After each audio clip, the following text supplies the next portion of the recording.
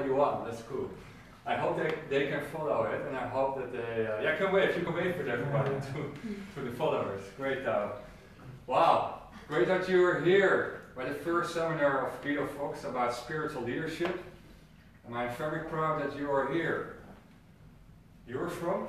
I'm from China. China, originally. Where you live here in the Netherlands? Yeah, for 13 years. You live for 13 years here, and you're here in Amsterdam. You live now? I'm living in Roosmalen. Roosmalen? Near Den Bosch.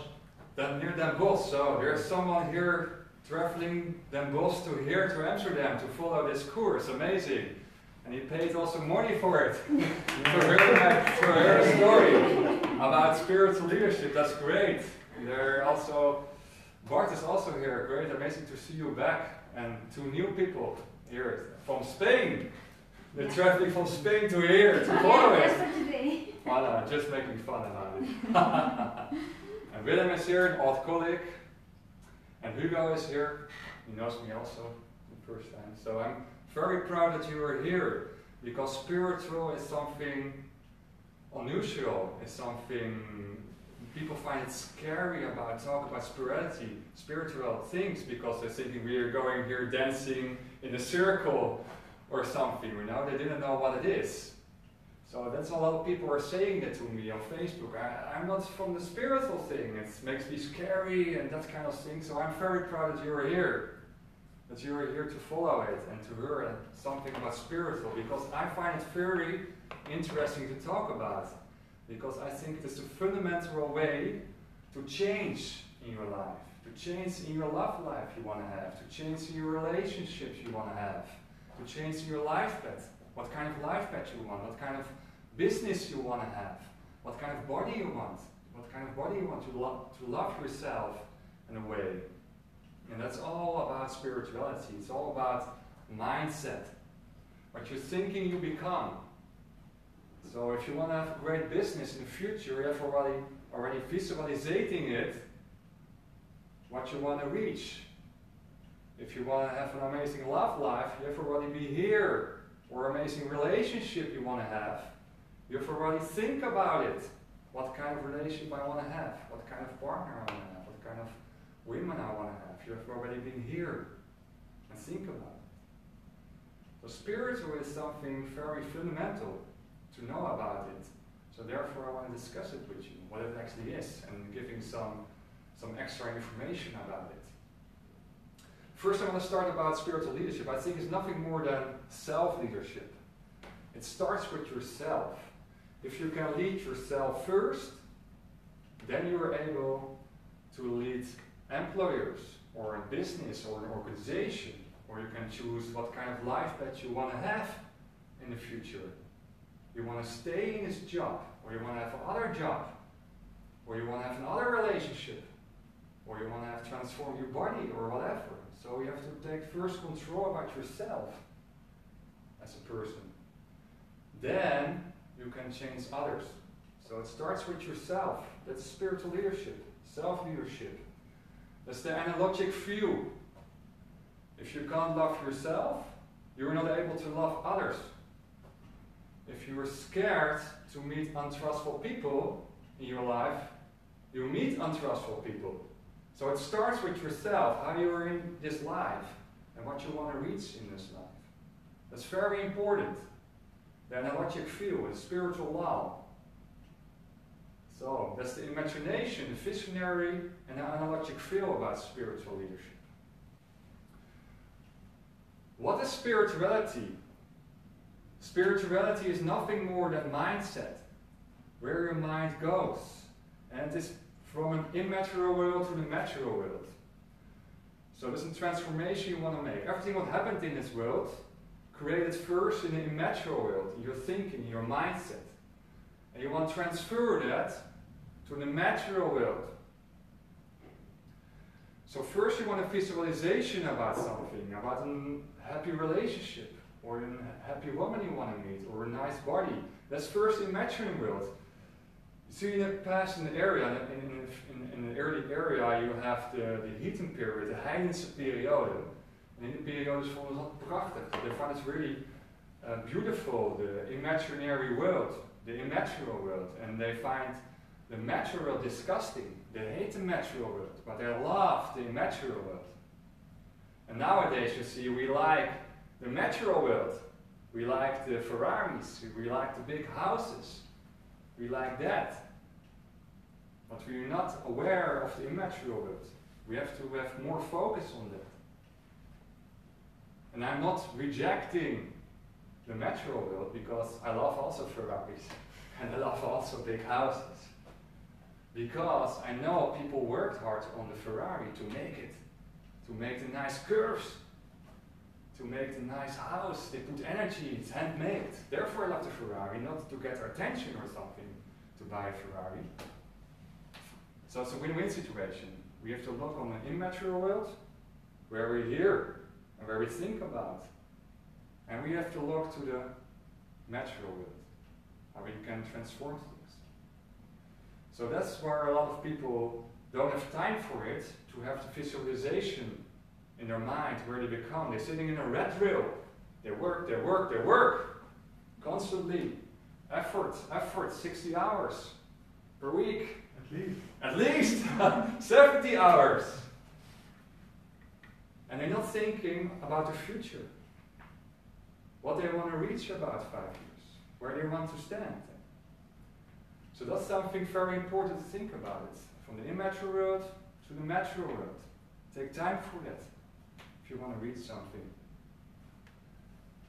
If there are questions you're going to ask, of course, between this seminar. I want to talk about the 3 pillars of spiritual leadership. Very important. If you know these 3 pillars, you can put it on different areas in your life. So if you want to change your job or career, you want to change your life path, you want to change your business vision, or you want to change your love life, or your relationship. So 3 fundamental pillars from spiritual leadership. First is vision. A lot of people don't have a vision about their life, about their love life, about their relationship, what you want to reach about a couple of years. That's very important, and you can split this vision in a world vision and an individual vision. And it's very important. People, if they make a vision about their life, I want to have my company about 5 years, I want to stand for 400 people here. I want to be the best coach, personal development coach there is in the Netherlands, to help people evolve their lives. I want to help people, support them. This is my vision. I want to have an awesome relationship about 5 years. I want to have 4 children. Cool, eh? 5 years. 5 years. I have to work hard. I want to have an amazing balanced body where I'm happy with, and I freely move. And I'm secure about my body. And I find it awesome to walk with self-confidence. I want to have a clear business vision. So I want to have also a business coach. Every coach has a coach. It's very important. But we're talking now here what we want. But how we look, what others, how we see others. How you want to see how others behave in a relationship in this world. How you act to each other. How you want to see others in a job. How you want to see others. You want to see outside only fat people here walking around. If you're seeing that before you, what kind of energy there is in this world if everybody is fat? Or if everybody is feeling down because they're not fitting in their job. What do you want to see how others behave to each other in a relationship, in a partnership? So think about it. Think what's your world vision about this kind of things? If you know your world vision with your company, Willem as a company, you can think about his world vision about that.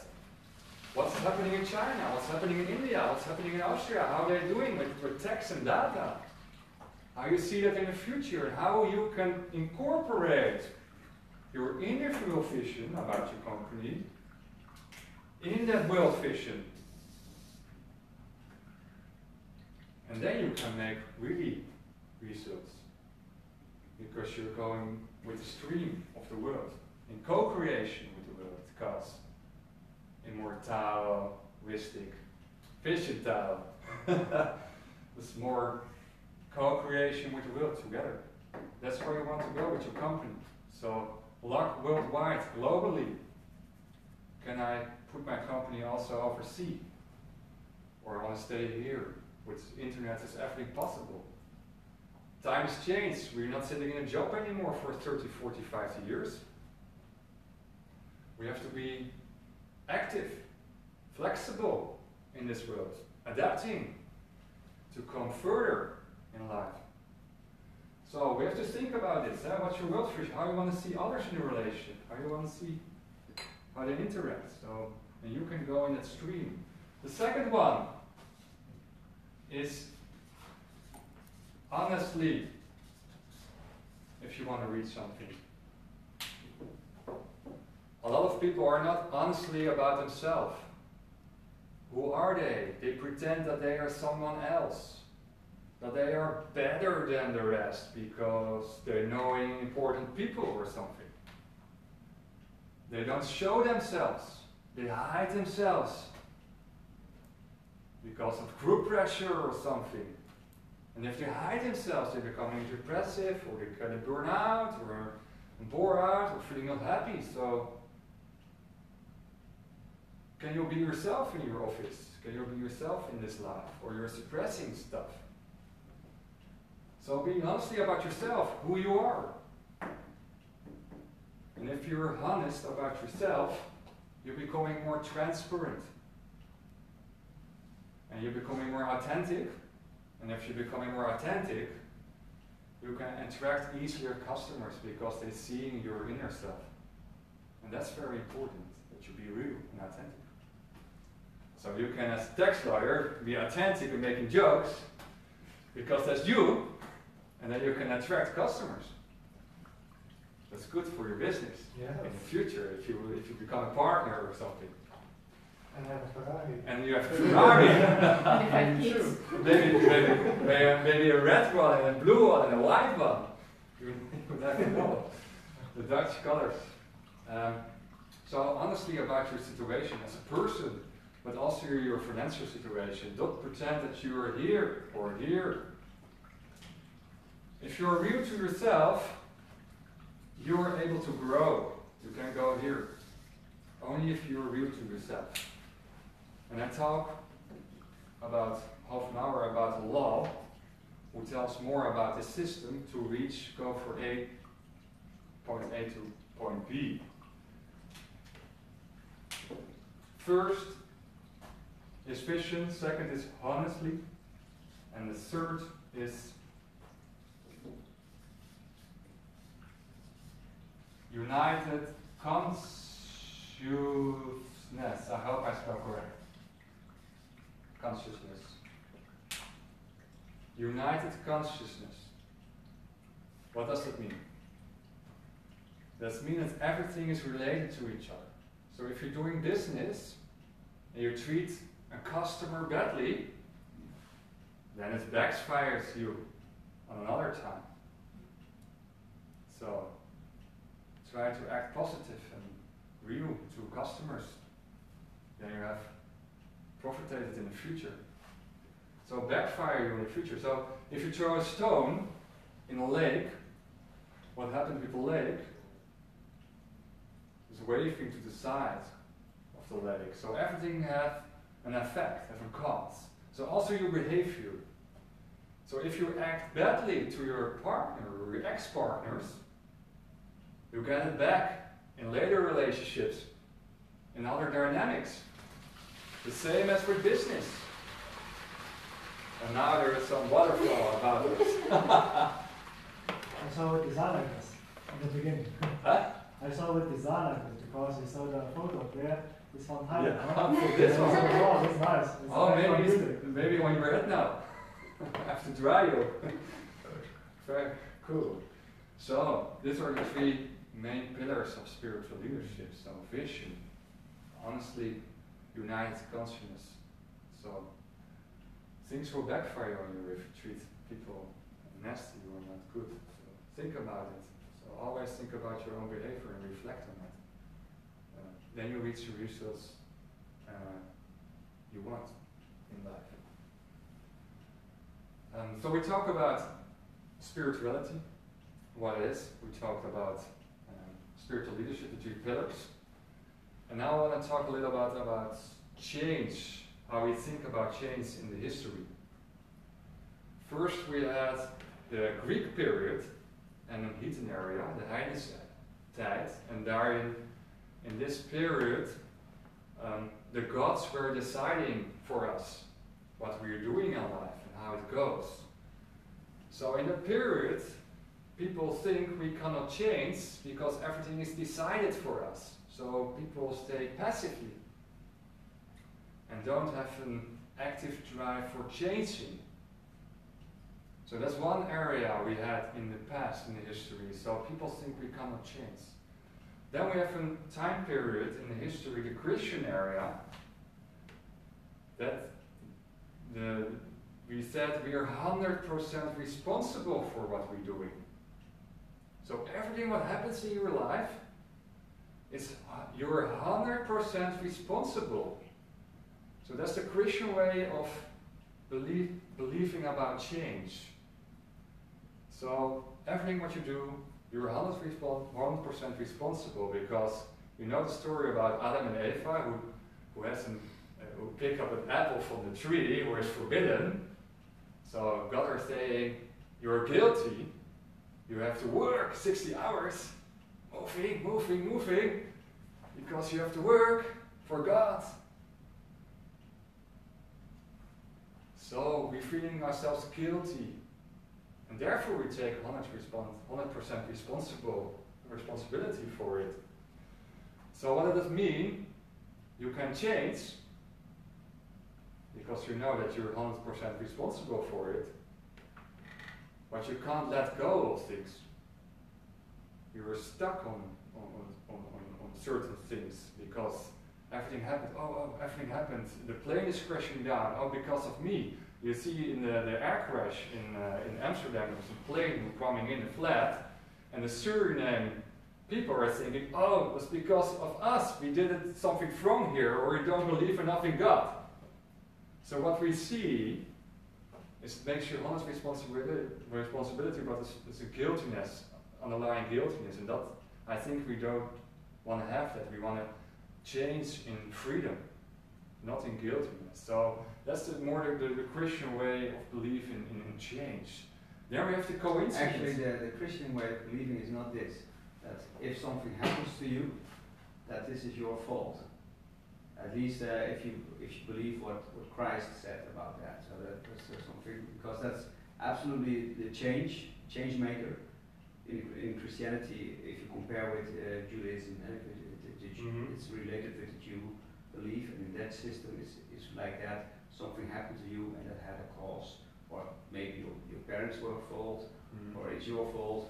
This is why you have this disease. But that's something that Christ said. This is not the way you have to think about it. So okay, so there's more thank you for the question. And there is one, there are a couple of streamings, but one stream is that determinism. Yeah. They really think that everything has been determined, and but that's a very rare species of Christianity. Okay, thank you for your question. If certain people believe this, it might either be it's the heathen period, because they also believe in have very thick related belief system that is also Christian, but also heathen, believing in animal gods and all these things. So that's a different. Okay. Yeah, thank you for your question and your talk about it. You were expert, I think. So actually, of course, it's backfired on you if you do something wrong, of course. But a lot of people are more the extreme way of thinking. They tell you we are responsible for everything, more the guilty feeling way from we're feeling guilty for what's happening for everything in life, and we have to care for it. We are the Mother Teresa Yeah. of the world. We have to care for Africa as Western world from a guilty feeling. And I don't think every Christian thinks that way. There are some, what you told, special cases they think so, more extremists, I think so. But I only want to say... But you made your point. Yeah, I understand it's actually you want to change not from a guilty feeling, but from a free feeling. That's what I want to say. Yeah. And the third period, so we have two periods. So you have the gods were deciding things for us. Then we have more the Christian way of thinking. We are 100% responsible for things. And we have the period, everything happens with no reason. So if you become a shoemaker, you are a shoemaker. There's no reason behind it. So that makes you also apathic. You don't want to change because, okay, it happens with coincidence. I smash this to the couch. That's coincidence. There's no reason about it. So that's also a period how people make more apathic. And now there comes the law of manifestation. And that's very important. That tells you can change. It is possible now. There is no coincidence. You can create your own life. You're not totally 100% responsible for it. The gods are not deciding anything about your life, but you. You are the center of change. You can change with the circumstances the world is giving you. So you can change as a person, my person, and you have circumstances who can influence that. So if you want to change, you have to put energy into it, in your mind, but you have to be aware of the circumstances. You can imagine it as a sailor who wants to sail from island A to island B. He wants to sail, but he comes with high waves and a very hard wind. And that's what you want to reach. If you want to change jobs, or you want to quit your relationship, or you want to improve your love life, or you want to improve your health, you have to deal with the wind who's coming. You have to deal with the waves that are coming. And what makes you successful? How to deal with this kind of things. So you can create your own life, but always in co-creation with the effects you can reach from the world. How they influence you. So that can make you successful. How to deal with this kind of things. So we create the law of manifestation. We create what we want, but the circumstances can affect you. So that's the law of manifestation. So we are not in a period where that gods are deciding for us, that we have 100% responsible, no guilty feelings, but we can reach ourselves. And that's very important, I think, to know that you can change in all kinds of aspects in life. There is a side law of it. It was the law of manifestation. You have the law, very important, of creative tension.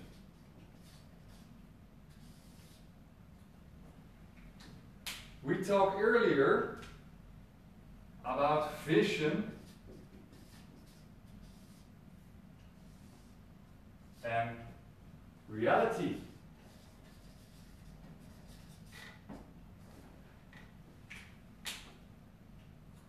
Honest about your reality where you're now in. How many girls you meet. How many sex you have per week. How many, if you have good relationships at this moment. Do you like him? Do you like her? You want to go further with her or not? Be real about your financial status. Do you like your job? How much income you have?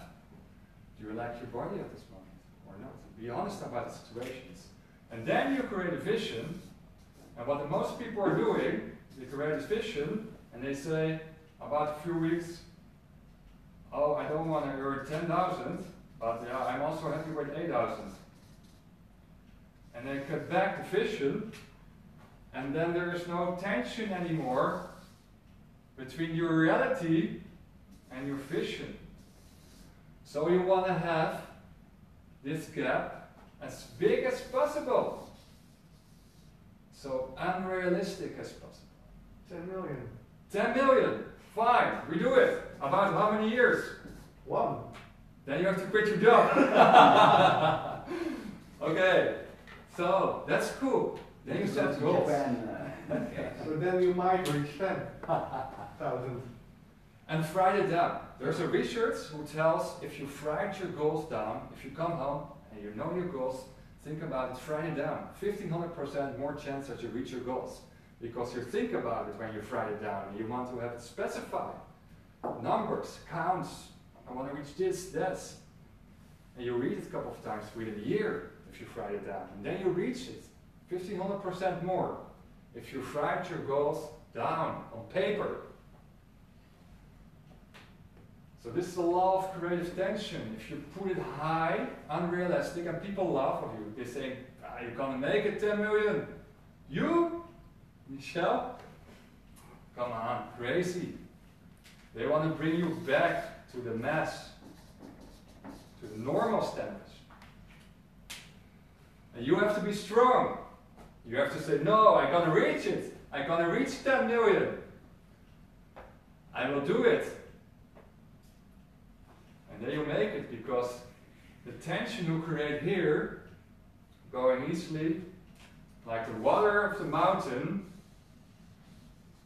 going to a river. So that's how this law works. So it doesn't have to be a bit realistic. It must be maybe out of reach, but there must be a possibility to make it. What do you mean about the vision? About your vision. Your vision, what they say, what books are saying about spirituality, must be so unrealistic as possible. You must do dreaming, visualization. I'm standing for 400 people about 3 years to tell this story or other stories. You have to use the space. What you do is you create space in your mind to reach that. So isn't that also the law of attraction, or is that another law? This is a side law. This is a side law of law of creative tension, side law of the law of manifestation, and law of manifestation is also the law of attraction. So you attract what you manifest. You attract where your mind is going to. So that's what the law of attraction says, actually. And this is a side law to explain a little bit that you have to create tension. And a lot of people mix this. They mix it, the vision with the reality. They say, oh, it's impossible. I don't have money, I don't have working space, whatever. So they're making already mentally blockades to not even think about this. It's clear? I'm stuck in the text law. You're stuck in the text law. Yeah, then you can have a live chat sessions by Guido Fox, and you have to go to the website, and you can subscribe, and then we can talk about the career move. So it's very important to think about your future mindset, about 5 years, 10 years, what you will become.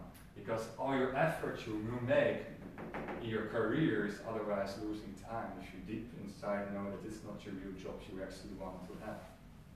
Or this is not a relationship you want to have at this moment. And I know it is scary to step out your job. I know it is scary to step out your field. I did it myself. I was also a criminal tax lawyer. And I step out. I step out to relationships. It's very scary to go in a dark hole after your relationship. But you have to be strong. It comes good at certain points. So that is very interesting. So you have to be powerful. Makes you strong to step out of things. To not thinking in the normal patterns, but to create power. You become stronger back. I speak a lot of people. 2 people in my coaching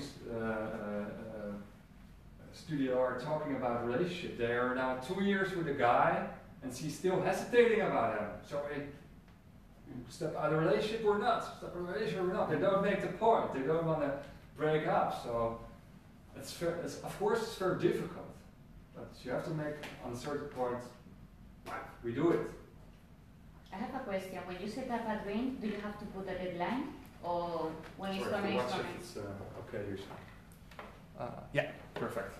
Yeah.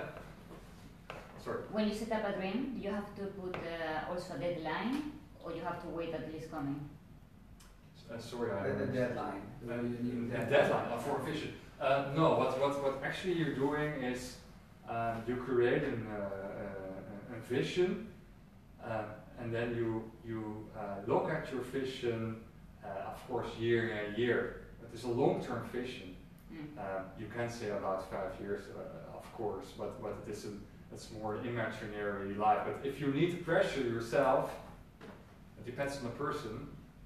Then I should do a deadline, of course, but you don't have to smash yourself if you don't reach the deadline, because then you're becoming angry because you don't have a deadline. That's not the purpose. The purpose is that the ship, the sailing ship, from A to B, that the sailing ship is moving to B. That's the most important. People waiting in their lives. Now you have to start. You have to start, yeah.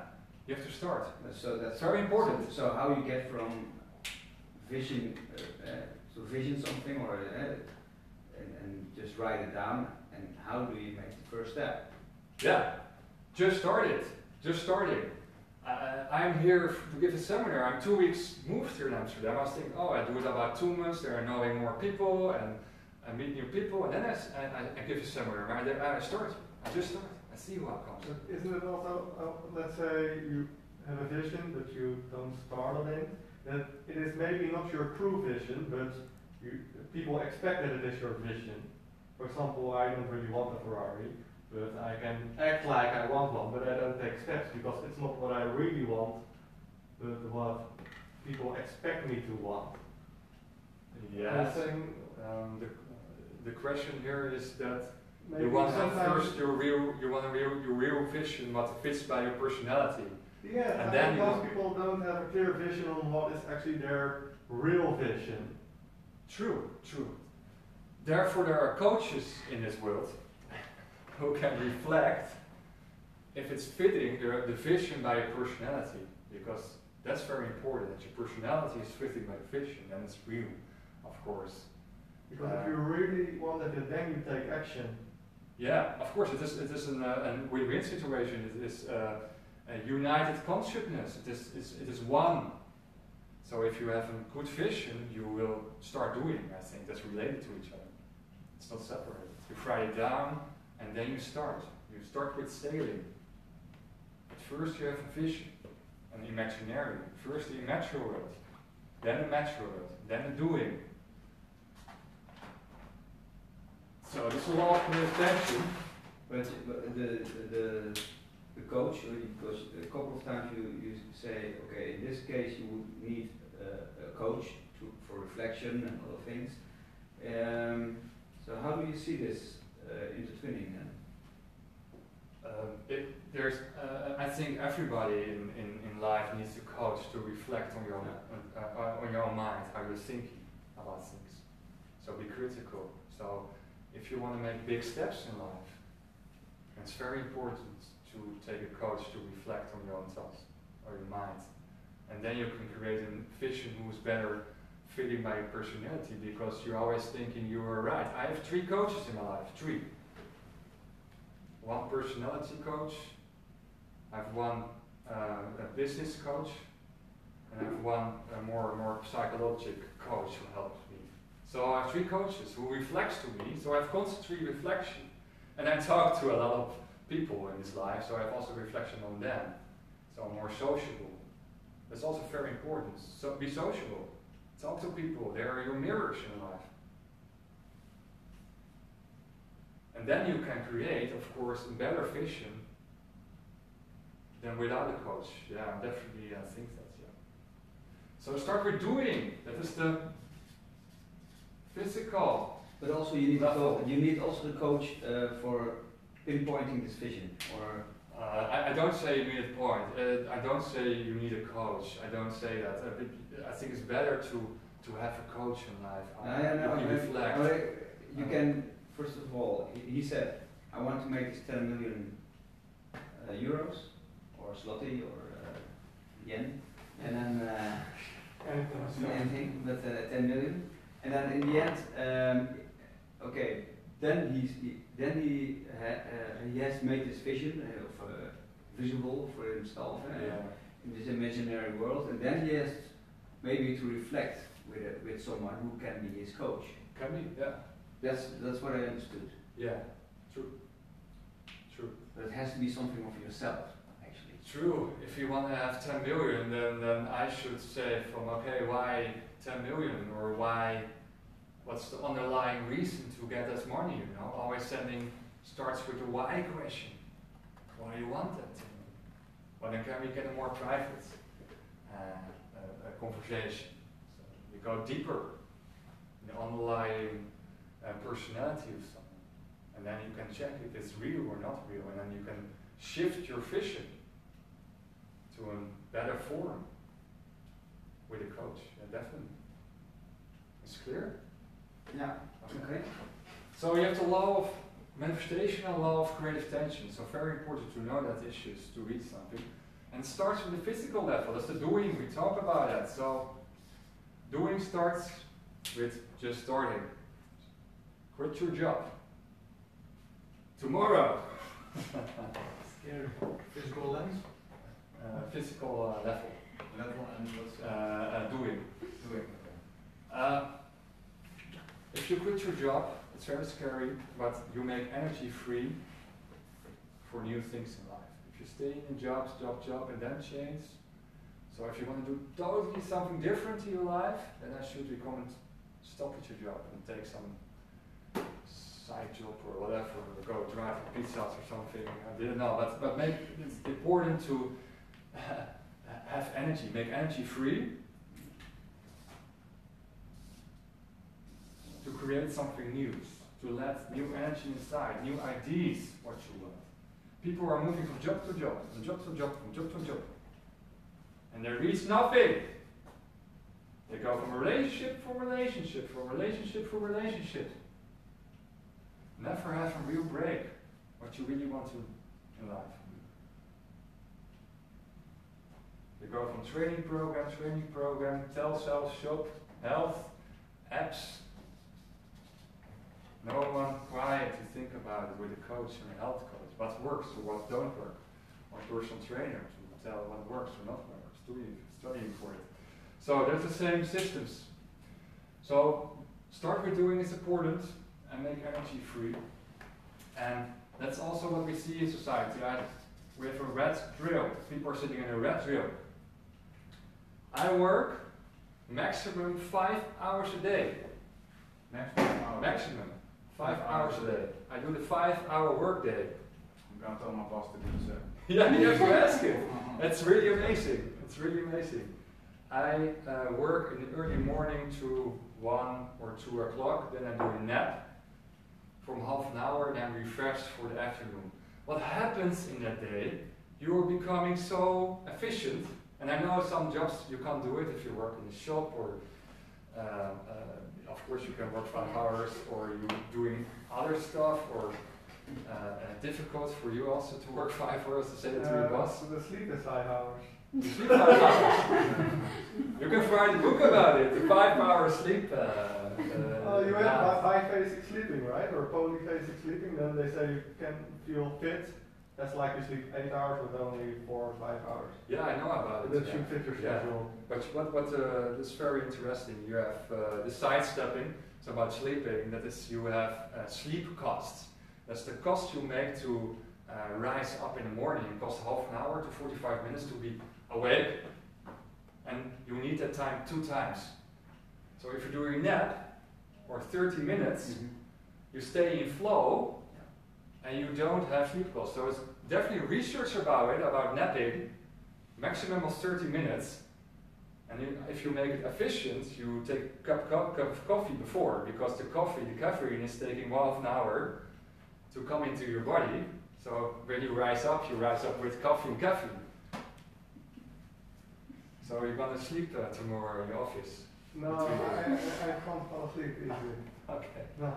And do it 7 hours, you nap, after you're rising up. So if you're rising up at 7 o'clock, the best time to take a nap is on 2 o'clock, 7 hours later. And then half an hour break.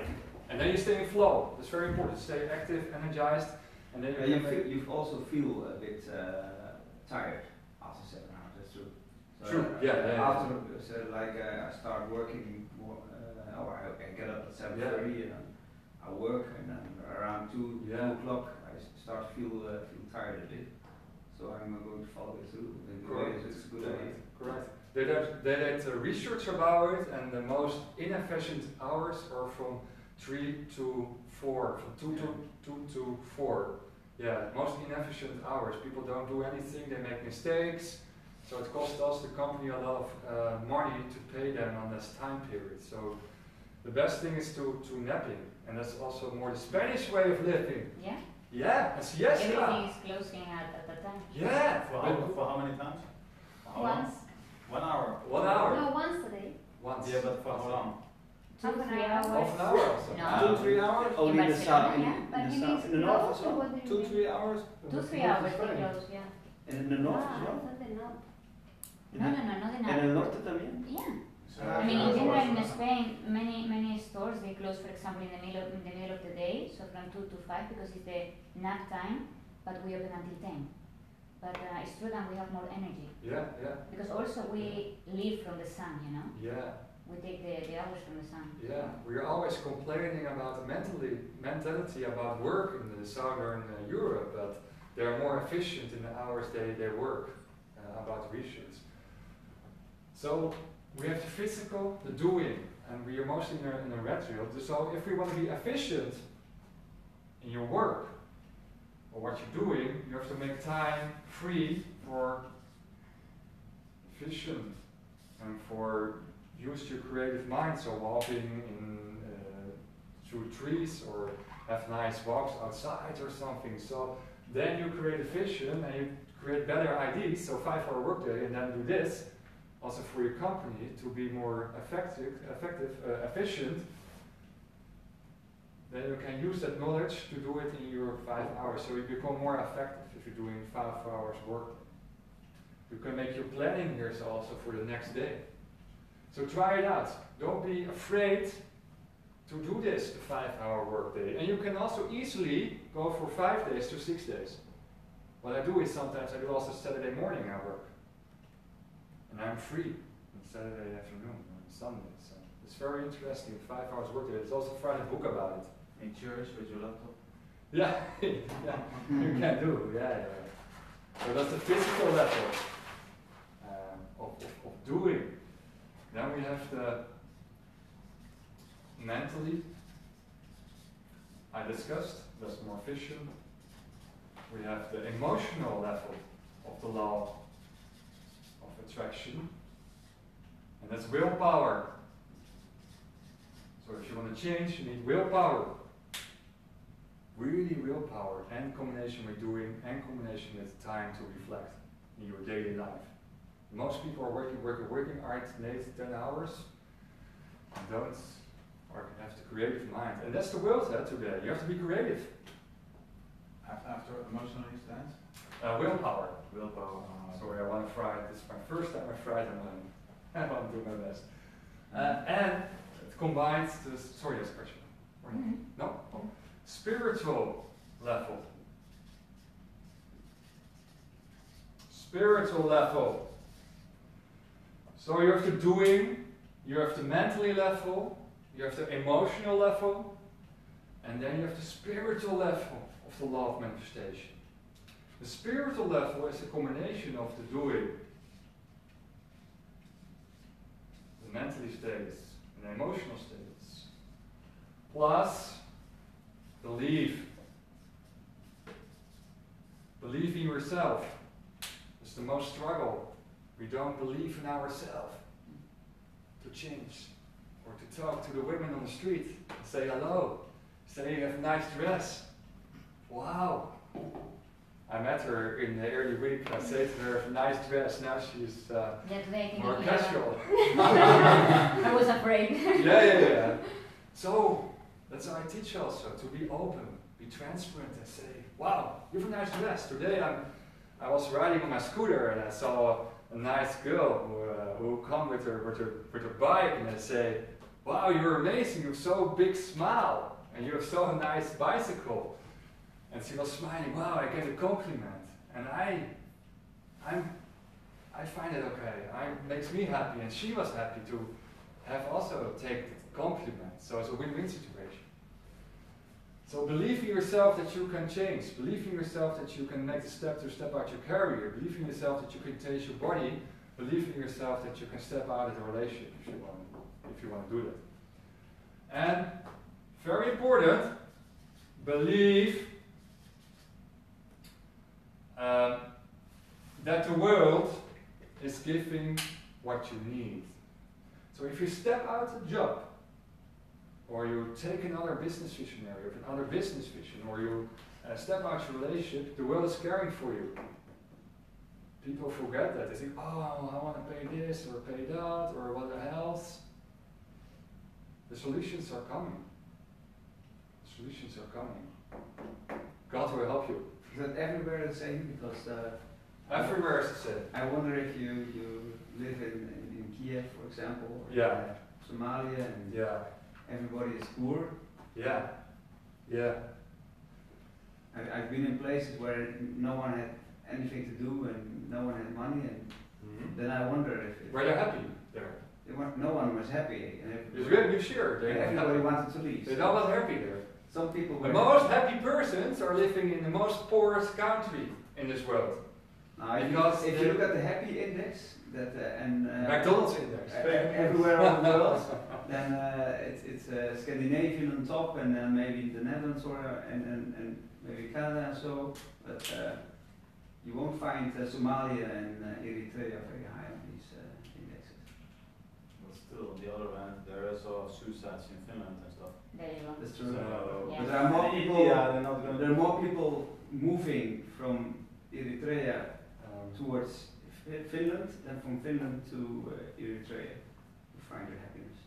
I think they're trying to find That's food. True, I think this is a discussion about But happiness. the thing is what I want to know, because and let's not discuss about how to be happy, Yeah.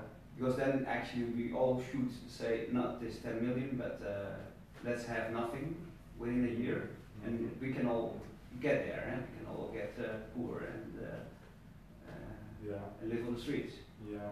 So and that makes us happy in the end. That's the idea. No. Yeah. What I wonder is if there are no means and to get any further, how can you create something? Isn't it also, when we're talking about the spiritual movement, Yeah. isn't it also a spiritual movement that has to be within the society? That within the society more people will have the same belief system that success will pay it off in the end, or having a vision and starting an own business will get you there. Isn't that true? Is it you? I understand the question that you actually say from. So I support that people take their own initiative to start a company. No, what you're preaching here, Yeah. if you do the same for a class Yeah. in Mogadishu today, Yeah. then how will that be possible for them? You can become everything you want. Because for us, there are a lot of possibilities to start a business. The economy is flourishing, it's getting better, etc., etc. It's a lot easier here than over there. I think it's very difficult what you say that it's for people in Africa to read something, but there is also success stories with footballers who read something. There are also people who have Instagram, they have now mobile phones. I don't say it easy, but if there is no will, And that's the main Yeah, point. so- It needs so a willpower. And that's what I just wonder. Is it also a society thing that the whole society needs to have this willpower? Or that yeah, we're awesome. If you see America, what kind of mentality they have. They come all to America to make something what's from the country, the work mentality. And you see that kind of willpower. It's amazing to see that. And if you see that in other countries, I think it's good for society to have that willpower, and they think, okay, we can reach something. Also with the bad circumstances there are, no money or whatever. I think it's good to have this willpower and the spiritual mindset that you can reach what you want. And maybe it's disappointing, you don't gonna make 10 million. Shit it. But you're sailing there. You're sailing there. And you give people perspective. And that's the most important. And that makes people happy. If they think, hey, I can transform. I can do things better than before. And that's what actually what. And that makes people happy. I think. And that actually that's what you are saying now is that is what this Dalrymple, he wrote a book about people that how people in third world countries can be happier over there than in here in first world country. Yeah. Because what they achieve is through their own means. Yeah. Even if someone here doesn't have money, he gets money from the government, and he can still survive. Over there, if you survive, it's by your own means. Yeah. So that's what you mean. Yeah. Maybe. Yeah. So that's actually, and then every time you set a step further, and you have this idea, I will succeed someday. Yeah, I think that's very good that people are not getting money from the state every time, because that makes people not active and not take initiative to reach something. So I think to survive, it doesn't give you any self-esteem. That was his idea. His idea was you get money from the state and then And you don't have self-esteem. that takes away your self-esteem. If you put the money away. You know, if you do not have to do anything to get anywhere, and you just get your money, Yeah. you can have ideas about this. I don't have opinion about that. But his idea was, if you do that, and you just give the people money, you take away their self-esteem. It's like a participation prize. I don't know. So if you, for example, if you are selling books on the street in Lima, Peru, and you're selling books, and at the end of the day you can feed yourself and give your children something to eat. That gives you self-esteem because you did it yourself. Because of the state. No, over there you have to do it yourself. Yeah, you have to do it because you do yourself. it yourself. Yeah. You have self-esteem. You have to survive. So someday you can have to save survive. some money, and then you can send your children to school, etc., etc. Yeah, I should say no money from the state because you want to survive yourself, and that takes care for your self-esteem. Yeah. So that's survival instinct. You make something. I have no job now. This is the only thing I do. So I work my ass off. In the 5 time, hours a day. 5 hours a day. And the rest I'm thinking about things. So there was the law of manifestation about doing, mentally status, emotional, spiritual level. Now I want to talk a little bit about the personality from a spiritual leader. How you can be more changed as a person to attract more customers, to attract more clients, to attract more potential partners you want to have in your love life. And I make maybe Tao also knows something about this.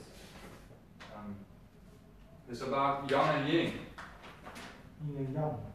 Yin and yang. We started in a book. It says we started with yang. It's the male eigenschappen, the male behaviors. So we're here, we're female there too. The rest are male. So we're thinking about in the West. Everybody is male and. Yeah, I want to go there. Yeah, thank you. Thank you. You're neutral. He is more bisexual. He's 80% neutral, 10% male, and 10% female. Yeah.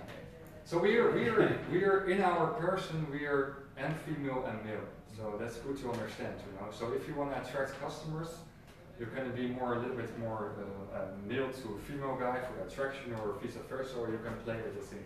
But we are seeing that most male are staying male, and you see a lot of women in companies are becoming more male. You see in big firms the hierarchy and conflict model. You see the acting, they're becoming hard. I want to make career. Push someone down. I want to be on the top level. So what you see is that female in the Western society is suppressing their female side. And that is very important that females here stay in your female energy. You're a very powerful female energy and use that female energy. So wear nice dresses and be female and flowing. You were afraid, right? No, if it's going in underwear, it will go in a dress. Why not? So we have, these are male qualities what we have, and it's female qualities. So what we say, if you want to have a spiritual leadership, you have to be more whole. So not one side, but also other sides you have to discover in yourself. Because then you're becoming more a spiritual leader, and then you can attract more people and you're becoming successful. So very important. What is the young quality? Is penetrate. That's male. Striving forward. Reaching goals. Initiative. Speaking. Also women are speaking a lot. But speaking is a very male something. Speaking for groups is very male. Analyzing. It's a male quality. Aggression. It's male. Willpower. It's male.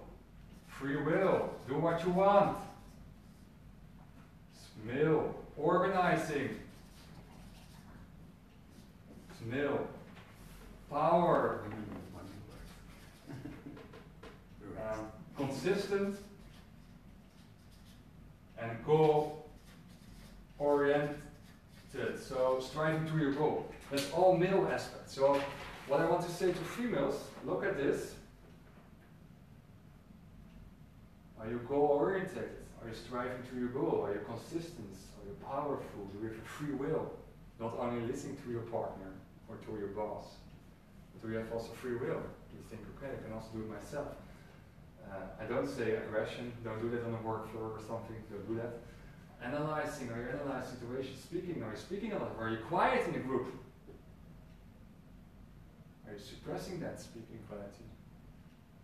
See, a lot of women are quiet in a group dynamics on office, so speak more and striving forward. We have young qualities, is receiving. We have listening. What do you mean is receiving? Receiving with the accepting. So what male are doing, what female can do, or female quality is very good, is receiving information and not reacting immediately. So they are receivers. Males are penetrators. Females, the vagina, is accepting, it's receiving. Okay. The male is striving, it's like the penis. So what we see is women are good in receiving so information and don't condemning immediately, or not judgmental. So they can analyze things more and adapt the situation. So that's really interesting if you want to be successful in business. Let other people speak to you.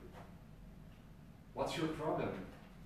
Adaptation. Adaptation, what do you talk about? And then you come, that is the selling technique, you are listening first to your customer. 15 minutes, 10 minutes, listening, asking questions. If you're selling in your shop, listening carefully what the client wants. And the clients have the feeling that you take him in seriously. And if you take the client seriously, then you come back, you become a long-term client. And they're never gone away from you. You need long-time clients. That's the future. Not quick, long-term. With all the social media, with all this Facebook marketing, people want trustful people. Long-term clients, very important. Loyal clients. So that's very interesting for males to Go more to here, receiving, listening. Bonding. Females are very good in bonding. With girlfriends, with female girlfriends, they talk to each other in groups. Bonding. Try to read the normal bonding with social dynamics. Bonding, talk to each other. Binding maken, verbinden. Yeah. Connection between people. So we are males, or from nature, we are more lonely strivers. We're going out to a goal, we're going hunting. And we get the animal inside, and we eat it, and we give it to our females from groups. But we are bad in bonding for a long time. To make group dynamics, to combine people with each other. If you can combine people with each other in your business, if you can combine a criminal lawyer with another lawyer, and you do a project together, and you organize it, then you become successful if you can manage that in the future. Oh, he's a connector. That's the future. Who can connect with connect? If you can be the connector, then you'll become awesome in the future. So bonding, female quality, connecting, very important for males.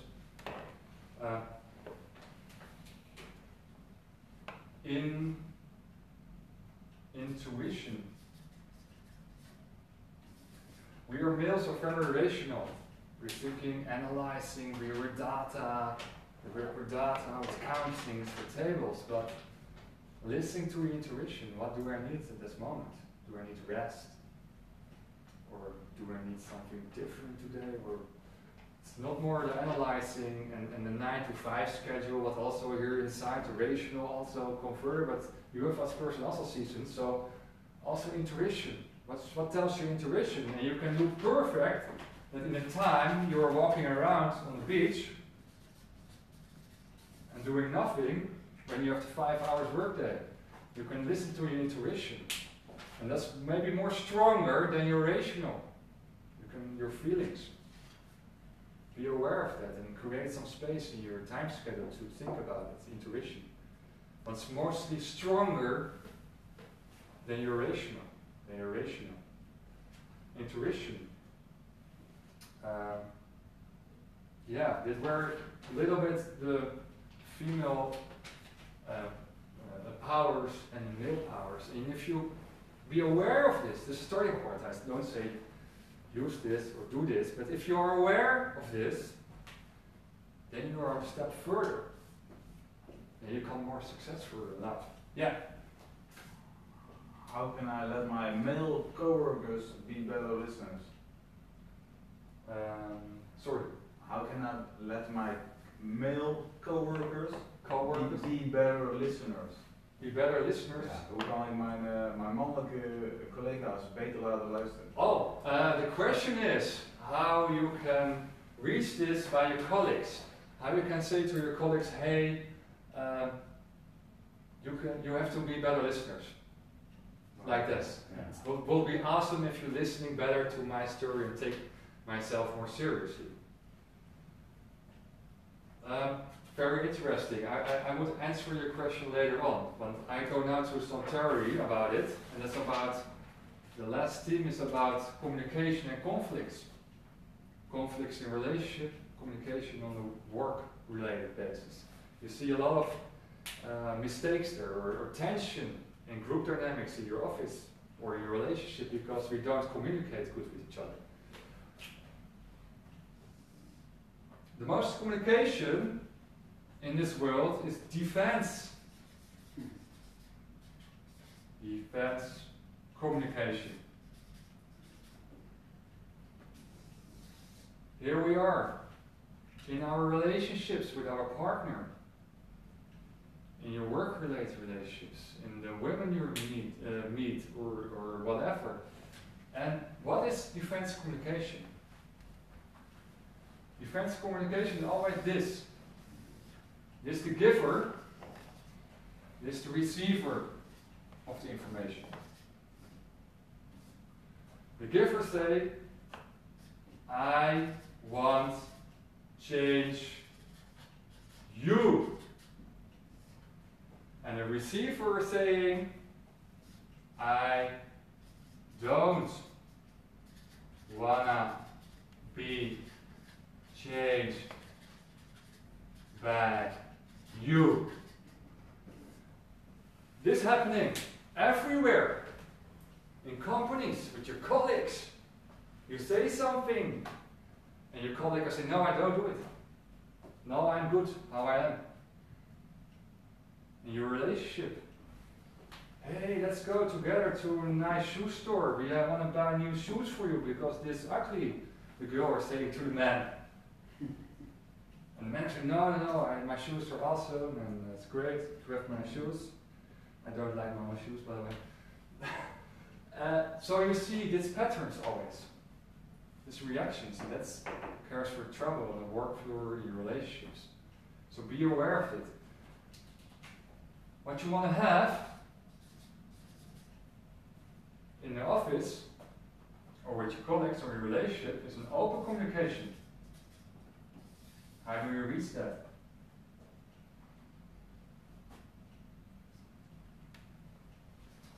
I have the power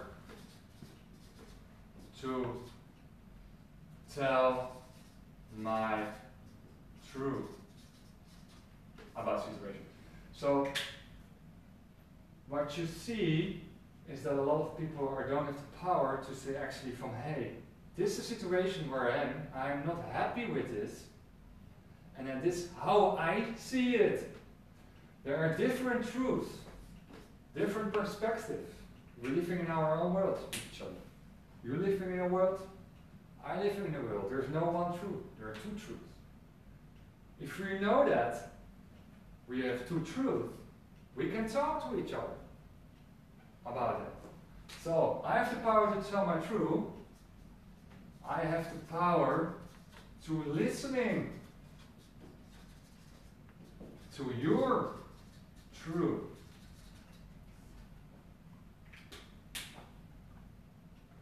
And that makes open communication possible. You can go with your partner in a relationship. Who's in a relationship here? Go. If you have troubles about the communication in your relationship, you have recommend to sit in a room, quietness, and talk. Only talk to each other and listen. Once per 2 weeks. What happened? I don't like this thing, but never try to change people. People must be changed themselves. It's not top down anymore. You can change. You have to change. No. Someone is who they are. People cannot change. They can only change themselves. They change because you give the right example. That's the new leadership skill is lead by example. You say, hey, I'm doing good on the office, that's my example, and you can see that. There's also between countries in the world, you can say we, as Western society, we have always say to China or whatever, or Africa or Middle East, you are bad. But they don't change if we're doing that. We have to give the right example. It's the same in a relationship. Give the good example. More you can't do it. You can't change your man. I can't change my future female. If I want to change too much my future female, my wife, then I live in a compromise. If you look at the male, the list that you made on the other side, Yeah. and you look at the male, Yeah. they're all quite directive and Yeah. telling someone what to do. Yeah. Actually, I would say that is quite in a relationship, that's quite a female style. Yeah. That's my experience. Yeah. That's your situation. Yeah. Therefore, you have to be more female also to become more whole, and then you can tackle this kind of problems more easier to I want to bond, change you. listening, I want to change you. I don't want to change you. I don't want that you suppress some female qualities in yourself, so you become who you are more. That's what you want. So open communication. So if you want to change your partner too much, then you probably live in a compromise, and that's not the right fit. So you have to quit your job or you quit your relationship. And compromise is, in a spiritual way, is breaking flow. And everybody knows what flow is. That you're constantly energized. You're coming home after your work, that you're energized. I'm energized because I'm standing here, because I like it. I like to talk. I like to inform. It gives me energy. So I'm always, with my 5-hour workday, I'm always energized. So, if you live too much in a compromise in your life, you're always tired. You're always sad. You're not happy. That's not good. Then you live in a compromise. Then you are probably not fit with your job or with your work or whatever. And you have to think about it, how we can arrange that, how to make it better in the future. So this is a little bit of open communication and defense communication, what we see in society, in work-related things and in relationship. And if there's a conflict with your partner or a conflict with a colleague, the most important thing is that conflicts are always based on intimacy. People want to have a solution, both parties. So intimacy is the most important underlying factor in conflicts. Both parties want to make something in a conflict. They love each other. If you have a conflict with your partner, you probably love each other. If you're in conflict with your boss, with your organization, you probably love it. So from that intimacy awareness, you can make creative solutions together. So, in conflicts always a chance to have creative solutions on the end. And do it in a safe, if you have a conflict with somebody, a colleague or a relationship, do it in a safe harbor. So that means that not in the office of your boss or the office of you or in your own house room, but a separate room where you're on an equal level. That works also by conflict management. So this is important by conflicts. There's always an intimacy underlying factor. You want to say something, Michel? No, You have a conflict? Or? No. Not yet. Not yet. Yeah, later on. Maybe it comes. Maybe it comes. We talked about spirituality. We talked about spiritual leadership. We talked about personal issues. How to become more whole as a person. If you become more whole as a person, if you use this kind of things together, you can attract also more customers. Huh? I mean, if women become more female and use their female qualities, then you can attract female customers more for bonding. How awesome was that? You have seen me in a mini skirt. Yeah, would be awesome. Would be awesome. If you shake your legs. So this is the base, spirituality, the pillars of change, the fundamental things, the communication, how you can transform into companies with your colleagues, with your relationships with change. We talked about conflict management. We talked about the law of manifestation, how it works with the different levels, the doing, mental, emotional, spiritual level, combine it to reach something in your life. And we talked about the physical level, and we talked about vision and the law of attraction, creative tension, to make the vision as big as possible for your company. So Willem, you want to reach 10 million also, I think, like Misha. So very big vision about the future works, and you're striving through that from your own reality. And we talked about nothing. About circumstances, how you deal with circumstances, how you deal with the wind, how you deal with the waves who are coming through. I started my company 6 months ago, and I started, and many things, and I was constantly searching for the right form. How should I do it? Making articles, making videos, and making presentations, seminars. So it's always searching for the right form, and always comes things through it. The funny thing is, that's in my experience then, actually there are hindrances that come in your way. I search for the word, yes. Yeah, but if you, sometimes they also help you, you know. It's like if you look at the wind, then you think, wow, I have to sail against the wind. But if you just go with the flow, then it will really help you. And it's, especially if you have a small business. In Dutch, it's the gun factor. It's and they really want. They rather like to give you the job than a big firm, because you're a small company just starting. So people really they want to please you, and that really helps you. So if first in the start, if you look at it, you only see bears on the way. Actually, they turn out to be sheep. Let's say so. Wat is gunnen in het Engels? I don't know actually. To that you get the things done, or the stuff.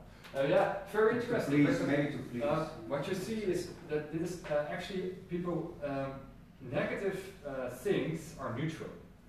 I've wrote a very interesting article in Dutch. Sorry for that Spanish people here. So negativity is a neutral object. Negativity or negative things? Negative things or negativity doesn't matter. Negativity is a feeling, it's an emotion you have yourself. It's like being depressed. Also. So that's also neutral. Is that really true? In the spiritual way of thinking. Okay. If you read the spiritual. Because it affects your willpower.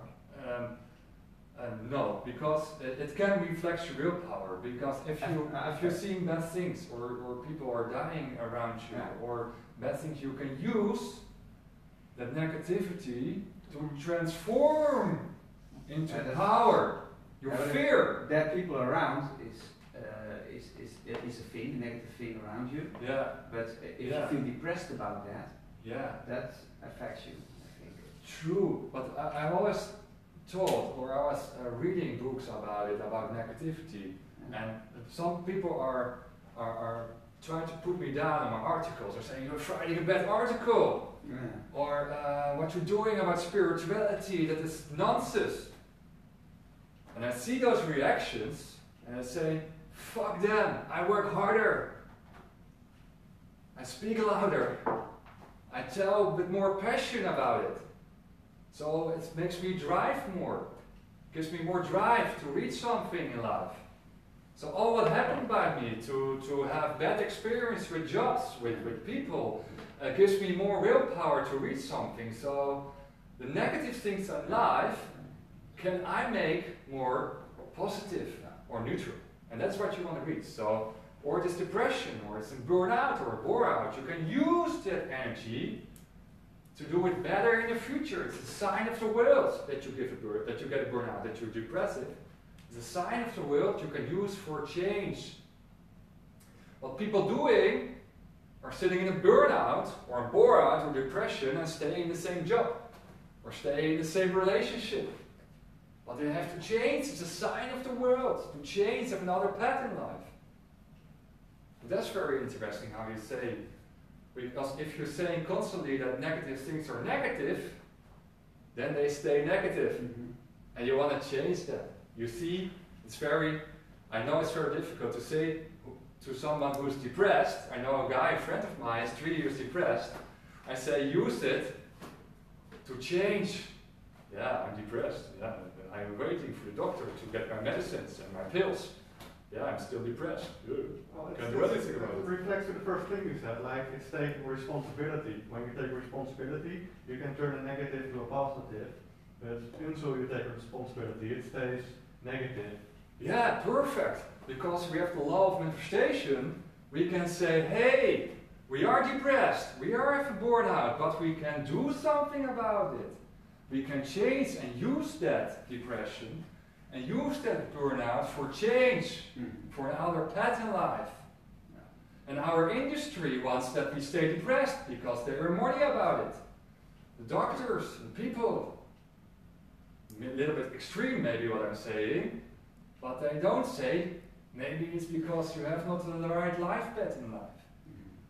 And that's true. People I'm seeing in my practice, I see in my coaching studio, see if I have another vision from A to B, then the depression goes away, the burnout goes away, because you have another perspective in the future.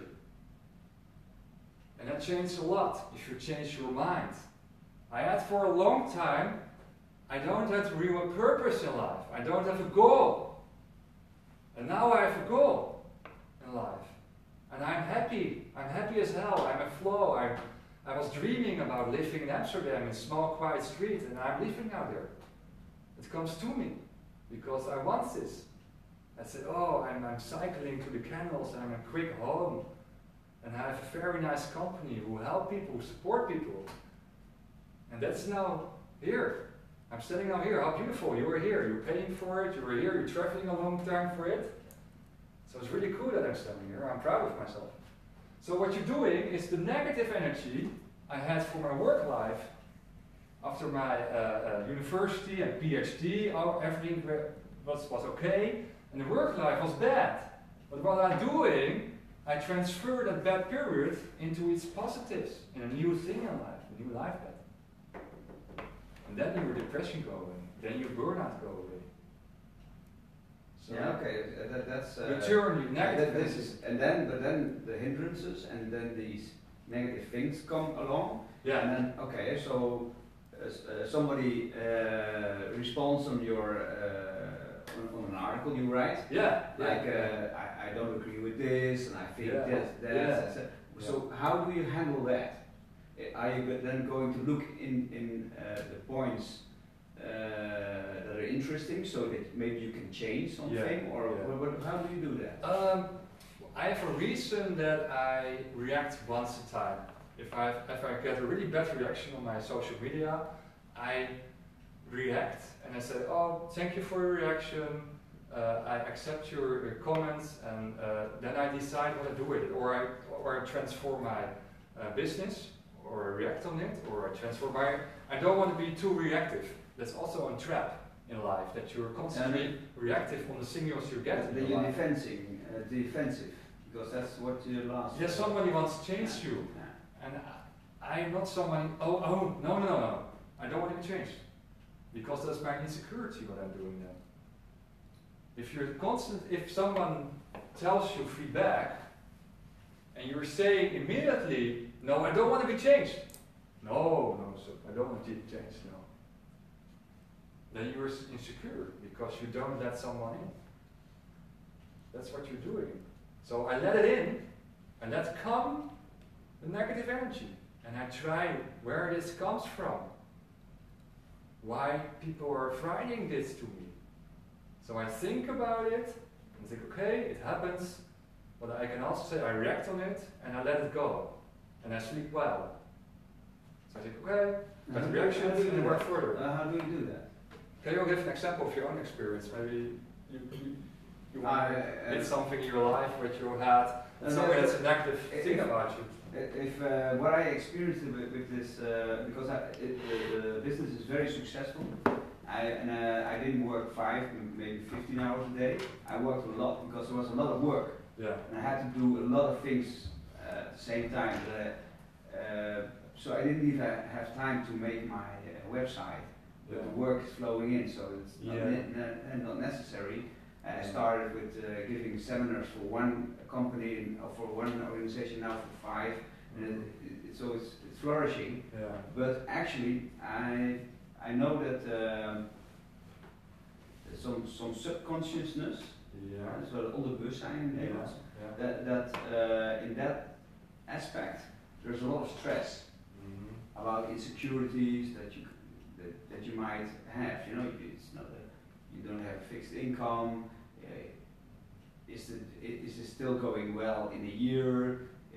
And so all these hindrances, they only affect my subconsciousness, and that's something that gives me stress, and and this stress leads to physical tension.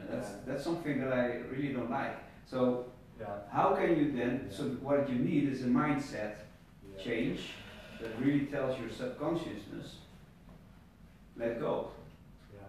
You can ask yourself the question, what's the problem now? And the problem is that I now have these physical hindrances. Your problem in your company now, at this moment. So you think what you're doing, stress is related. The company is growing so much that I need someone else. Successful. Yeah, but you're too. You want to say you're too successful. Your stress. Your stress is related. Your stress is related to too much successful. Yeah, but it's like sun. If it is getting bigger, it's also impossible that it might implode. Yeah. I read on LinkedIn that you had some intermediaries. You get some flexible powers to reach in your company, and you get lost of it in certain times. So you choose for flexibility. Data sharing. Yeah, data sharing. So is that not a solution? What's perfect match now with your vision? Or you wanna? Not yet. Yeah, and you can also do, of course, 1 year contract. That's still on the implementing things. Actually, I can do it myself as well. Yeah. But the how to handle the stress.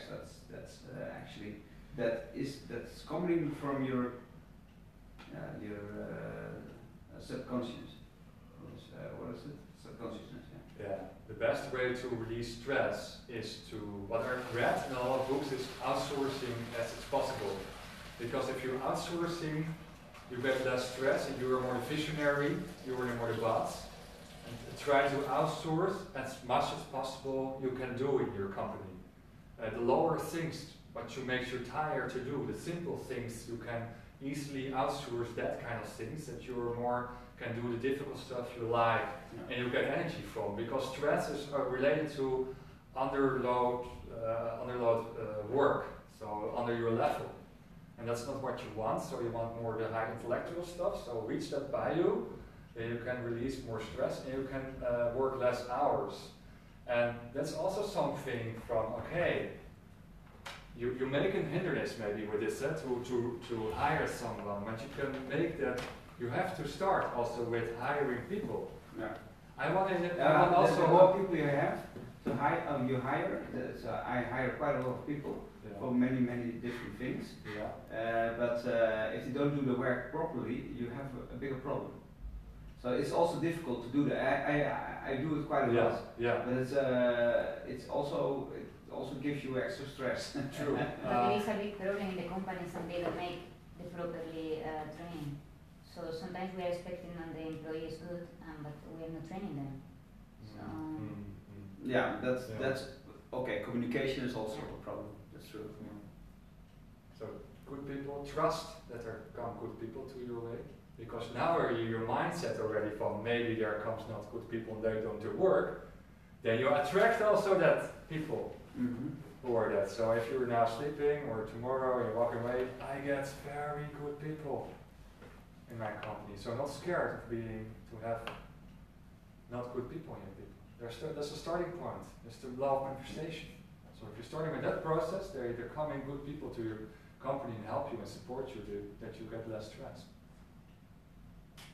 And then you educate them well and training them well and get energy. Because if you train your employees, you give them energy to let them grow. And if you can grow your people, then you also grow. It's a win-win situation. If you put energy inside something, you get energy back.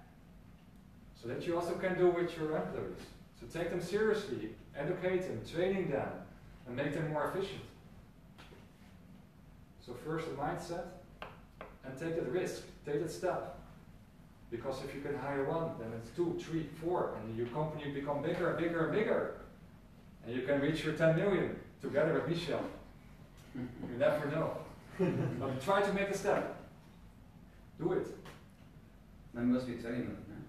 Yeah, search for training studio already for people who know knowledge about training. I would come to an end because I think it's very warm here and not a lot of air or something. Water, maybe? Are you higher up? I'm higher. It's a unique person here. Yeah, you probably know I'm a life coach, so I coach people with relationship, how to behave, how to get a better relationship, deeper relationship. I do day love coaching, so how do you meet people at the day, how you talk to women at the day, how you be open, how you be sociable. So not on Tinder only to meet girls, but also say on the street, hey, what a nice dress you have. Let's change numbers, we can do something. So this is coaching stuff I do. I do live bed coaching and personal training. 1 September I start with a personal training session of 3 months, only for 2 people. In 3 months I train you fit as hell. I'm an NASM personal trainer, so from 1 September I do it for 2 persons, 3 months long personal training program. How does this program look like? 3 times per week in Sportschool Niek by the Amsterdam. And we have 3 times training per week, and I make a schedule for you met feed voeding. You can say that, feed voeding. Nutrition, sorry, I'm a little bit tired. Nutrition, I make schedule for you, I make training schedule, I train with you one-to-one, I do other exercises, and I try to reach your goals in 3 months. So if you want to lose 10 kilos, we can go for it. It's a very hard period. I'm very strict with that, but I can help you to reach your goals. So that's 3 months of personal training, 3 times per week. And you can subscribe via my agenda. So at my homepage, I have a whole agenda for all the year with other activities. And 1 September, I start with the live pet program for also 2 people, 3 months long, 6 times. 2 weeks we have a coaching session. Over 2 weeks you have a coaching session to have live pet session what you want to reach in your life and how you come there. So if you're not fitting your job now or what you're doing, you can take coaching by me and be locked to have a better opportunity for you for all your life. So I check with you, I can see, I can feel on you what's fitting for you on a life period and how we can work from A to B, follow these principles and following that talk. So for 2 persons maximum, I start with that from 1 September. You can subscribe on my website, agenda, that kind of things. And I do also business visionary. So I do in 16 October, 4 times in a year, I do with 1 person, one-to-one talk about business visionary. Where you want to go about 5 years, what's your struggling points. So I can reflect on you.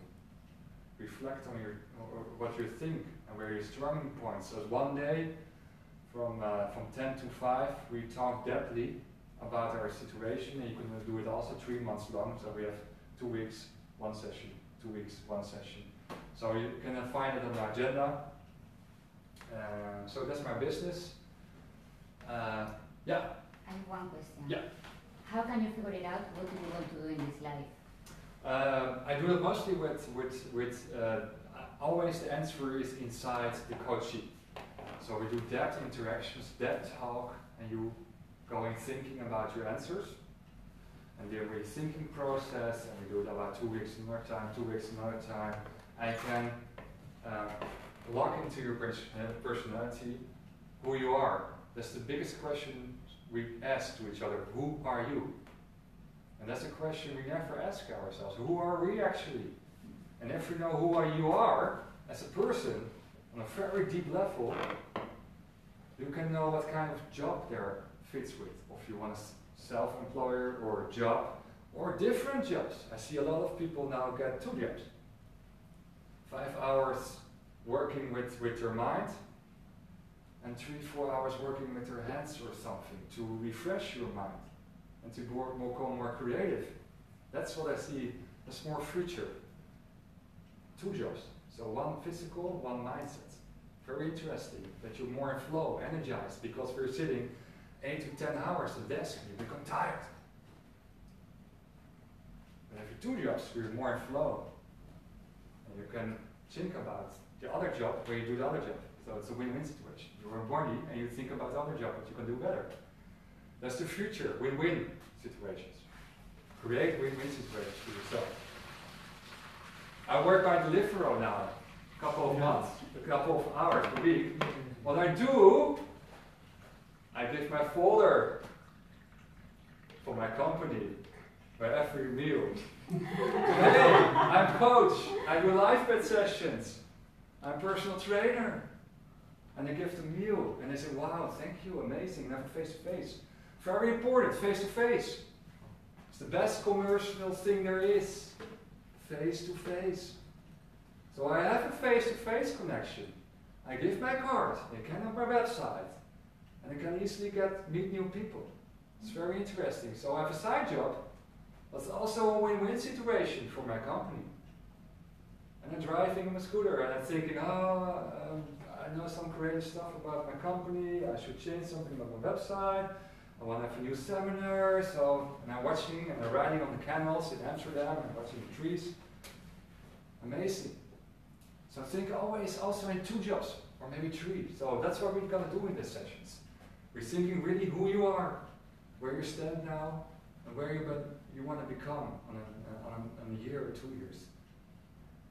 And then you come probably in a position that you were in flow, you were energized, you're coming home after your work, wow man, I'm in flow.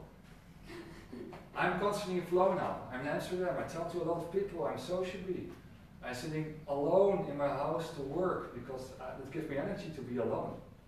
I'm writing articles, I'm writing a book, I'm doing this, I'm doing that. And in the evening I'm doing more socially, that brings me in flow and talk to people. So I know now by myself what works.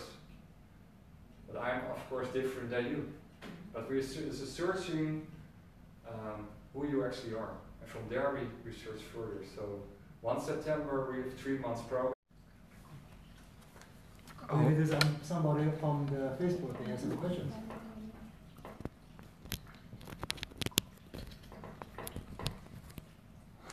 Okay. So that's very interesting. So we in the searching tour, survival tour, who you actually are. Do you use a certain method? The most important methods, there are 6, 7 coaching styles. I follow and study professional coaching and relationship psychology. You see that there you can use provocative style of coaching, so you can more prikken, how do you say that? You can stings in you and kind of what your answers you get, but I think the best way is Socratic coaching. That's really with deep questions. You're asking deep questions about your situation, about your personality, and you must really think about 5 minutes or something before you answer. So that's more question, more the why question. The why question is very important. And then you can really think about yourself. So that's the way I communicate with my coaches, that kind of coaching. And then you have a one-to-one situation, of course, so you can really go more depth.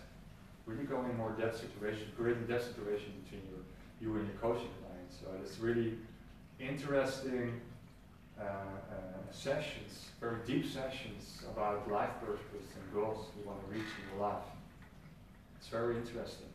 See, a lot of clients are happy to have these conversations because they didn't have the conversation with your relationship partner or with other friends. There's also a low social level, drink beer or wine or but not on a deeper level.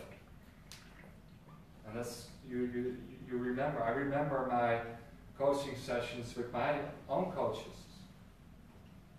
I remember them still, what she told to me and the questions, because they were so deep level with each other. So I remember things from her, and that's very interesting. So that's what we do in the live bed sessions.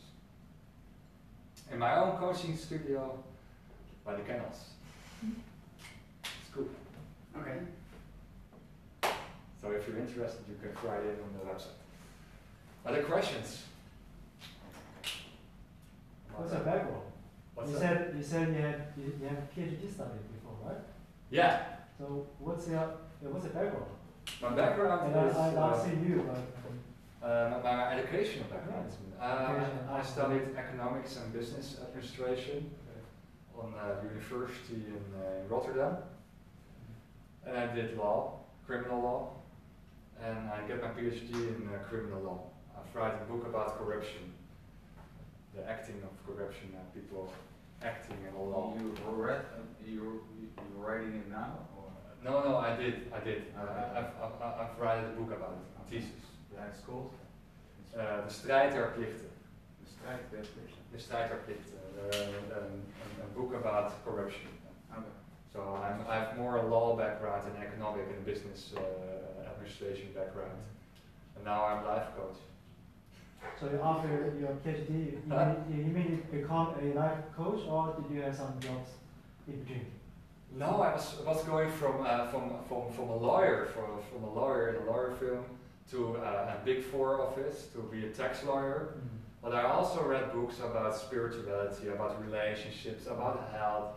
I did a personal trainer education. I did professional coaching. So I did a lot of things besides that. And from there I was thinking, okay, who I am. So I'm a guy who wants to know from every area in life, something about business, about relationship, about health, about relationship. Blah, blah, blah, blah. So I'm a very generalistic person. So that's me. So I become a life coach and help a lot of people, support them in their lives. And I think that's very beautiful. There's a lot of stuff at the same time. Yeah, that's a lot. Yeah, 5 hours work a day. You can do it. You're very effective. I do a timer on. You do an hour and 50 minutes, and then you take a break for 10 minutes, small breaks, and then 1 hour and 50 minutes, and then 10 minutes break. So not in your break with your mobile phone, or go to social media, because then you're also in your mind, but walking outside. Have a drink, have a tea, whatever, and walk outside. You can go into your mind, your visionary thing, and then you go further. So work in blocks. And work is work. But 5 hours in one block? Yeah, 1 hour and 50 minutes. Yeah. 1 hour 50 minutes, 1 hour 50 minutes, 1 hour 50 minutes is the best. So you start on 8 o'clock in the morning and you stop on 1 o'clock. Then you 1:30. 5 hours. Yeah, 5 hours full gas behind, and then you take your lunch. After your lunch, you take your nap because you're tired from the food. Very smart. Then you take your coffee. And in the afternoon? And then you nap, and in the afternoon you go walking, you can cycling. You can do go with your child. You can do another 5 hour shift. But what you're doing in this 1 hour 50 minutes, you can do very efficient. You can say work is work. You don't play YouTube videos with nice trance music or something. But work in the background. Work is work. Work is work. So focus 1%, and then you will finish it probably. Don't sit with your cell phone about WhatsApp or something. Log once per day on your WhatsApp. And go to the list. Finish. Wait. People are saying, focus. You are reactive. You're reactive in your mobile phone. So, and you don't decide yourself, you let other one decide. Everyone say a message? Oh, a message here. A message. I know some messages are we also have appointments with other people, or you give a course or seminars and stuff. Yeah, try to do it in the 5 hours in the morning. I am. You can call me between 8 in the morning. If I give a seminar from 12 till 9 o'clock, these are always long seminars. Yeah. And yeah. It's not easy to have your rhythm then, this 5 hour rhythm. Try to do it and try to pick the Saturday rule. So Saturday morning rule. So you do Monday until Saturday, you can do the rest of your work. So you try to exact 5 hours. Don't be scared that you can't finish your work. Don't be scared of that. Work in the work you do, but in the hours you can manage. Because if you're doing 5 hours work day, then you become more efficient and you don't make mistakes and you do everything clear. So what you're doing in the rest in the afternoon, in 3, 4 o'clock, you're a little and you have to correct it the next day. But if you're doing 5 hours, then you're fresh. And of course you want to correct it next day, but you have less corrective things to do. Yeah, it works like that for routine jobs, but I don't know if it also works if you have a call at 3 o'clock, you have a call at 3 o'clock. Yeah, of course. You try to do everything in the 5 hours. You can also work from 1 to 5, or you split it or something, or you say I have a break in the morning. I don't say you have to do it 5 hours between or something. But I was finding out that the best is to stand up early in the morning, and then do the 5 hours workday, and then do free in the afternoon if you nap and chill and relax and enjoy life. And what you have always holiday. You have the afternoon free, you have the evening free, you can give your partner some extra time. You can go with your child, you can pick your child up from school, you have time for that kind of thing. Drive the Ferrari. Huh? Drive the Ferrari. Drive the Ferrari! Yeah, of course! So that's my biggest tip is go from the 5 days to 6 days and then 5 hours work days. So they have actually always, you're fresh, you're born new, and you can do it 6 days, and then you're probably always holiday feeling. You're balanced at life if you're seeing the whole week. Yeah. Are there other questions? No. Okay. Then was this my seminar about spiritual leadership, the first one, and I hope you enjoyed. I hope you get some new information about change and the fundamental aspects about your mindset. It's very important. And I want thank you for coming to this seminar, and I hope to see you back in new seminars I want to give. I want to give a seminar about relationships in October, and especially male behavior in relationship. How you male act in a relationship. Very interesting. I can talk because I'm a male, so I can talk what kind of behavior a male can do in relationship and how can you deal with it. So it's very interesting about relationship. Only females can come to the seminar, or gay guys. But how do you know that I'm with a guy? Sorry? How do you know that I'm with a guy? Yeah, how does he know? You have a relationship or not? Yeah, I have a relationship, but how do you know it's with a guy? Maybe it's a No, girl. with a girl. Oh, that's also possible. Yeah, Sorry. is that possible? They will also be welcome. You'll also be welcome. Sorry. Excuse me. But maybe you're with a girl, but actually you want to be with a guy. That's also Yeah. with him. Yeah. Are you the girl in the No, relationship? that's not working. Yeah. My question is, how can you coach about love when you are single? I mean, when you are searching for that love, you know? Your question is how I can coach people who are in a relationship because I'm single. For example. I had a relationship for 5 years and I had a relationship for 1 year, so I have a relationship experience. I read a lot of books about relationships, about the patterns you have in a relationship, the distance moves and attraction moves. You see a lot of patterns who are not healthy in relationships. So I read a lot of books about relationship styles you can have. So I help people also with their relationship because I had also 5 year relationship 1 year. So I have experience with relationships. I can help people with it. Yeah, it's always difficult, of course. Otherwise, these people would always be around 70 years old. Okay. 5 marriages and so on. If that's the right guy, I don't know. Yeah. Okay. Johnny Chance now. Yeah, thanks a lot for the seminar. Thanks. I like it. Thanks. Although today I didn't fare very well. So in the beginning I couldn't really focus. Okay. I was like my favorite was really weak.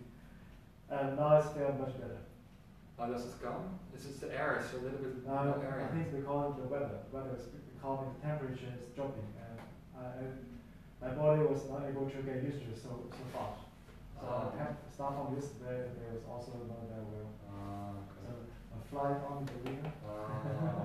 You had a little nap here. Half an hour. I didn't see it, so it's very good.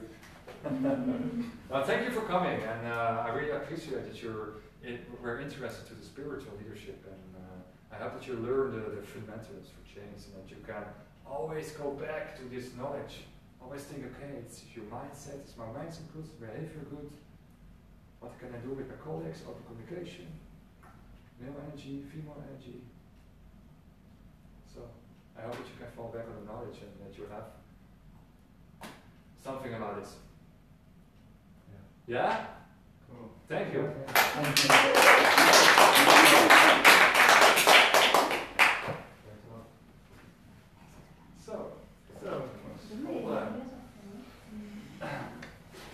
Che parte bien? Yes, I read Drie, it. ah, sì. The names Quito, Por allá sí hay una fiesta. Sí, 50 grados. Okay, so your first Pero en el norte también, seguro, porque y también son empresas grandes, internacionales, creo que tienen una siesta, ¿no? Sí, No, las sí, sí. empresas en Sevilla tampoco Ya, cierran. ya en sí, en Sevilla sí. Well, Las it's more like Se habla de comercios en la calle. Ah, sí. And some people say that if you do the meditation every day, and No, you y- touch then somehow some people ice. En el invierno es mucho menos, ¿no? Ice the oven. People say that to get his eyes No, is tanto colore. I really like looking very straight. Pero en invierno también Because No, 2. Oh, staan er namen bij? And just manage it for you. Prende 20 minutes in the morning and 20 minutes in the evening. So siguen, ¿cómo se llama? Siguen en este flow, ¿no? Sí. Porque en el verano estás dado porque no en el invierno, ¿no? Es un horario. Estamos. Los horarios cambian. En invierno cierran antes, en verano. Ah, maar. Toilet, was naar het toilet geweest? Ja, dat staat. ¿Y por qué estás acá? ¿Trabajando o estás para conocer acá? No trabajas acá. Ah, sí. Pero viene por conocer yeah, a nice to meet you. Ah, sí, y después I se quedas acá trabajando. September. Qué interesante. ¿Por qué empresa? We have started the day after May. I don't know if you come from Rosmala, if you come back. We have a Ajá. group training. Ah, trabajas con un señor. For Te vas 5 para una hours. tienda, soy manager. Ah, sí, sí. I train 4 people. Interesante. That is ¿Te gusta 125 euros. vivir acá? Do Sí, one-to-one me gusta training Amsterdam. for Es them. muy diferente, ¿no? Totalmente. But I don't think it's A mi esposa le gusta mucho Sevilla. ¿Sí? Es el único ciudad porque ella es latina. Geleerd vandaag? Ja, ik observeer nu hoe de DB werkt. Así que Ahora entiendo que yo Goed om bastante- even waar te no, ya no tanto, pero no practico mucho. Night game, Habla español Nu alweer avond. pero yo holandés y conmigo ella habla español. Dan oké. Dat is DB. Hi, good luck. Yes. Nou, je weet niet wat Willem allemaal al op heeft natuurlijk. Hey, lekker dat je kwam. Guido, man. dankjewel. Super. Interessant. Sí. Oh, Nice to meet you. Si ella trabaja por Ciao. Diacho, y seguro que lo conoces porque venden Johnny Walker. borrachos. Johnny Walker. ¿No te gusta alcohol? Ah, no mucho. No, ok. Me gusta más la droga. Ah, ok.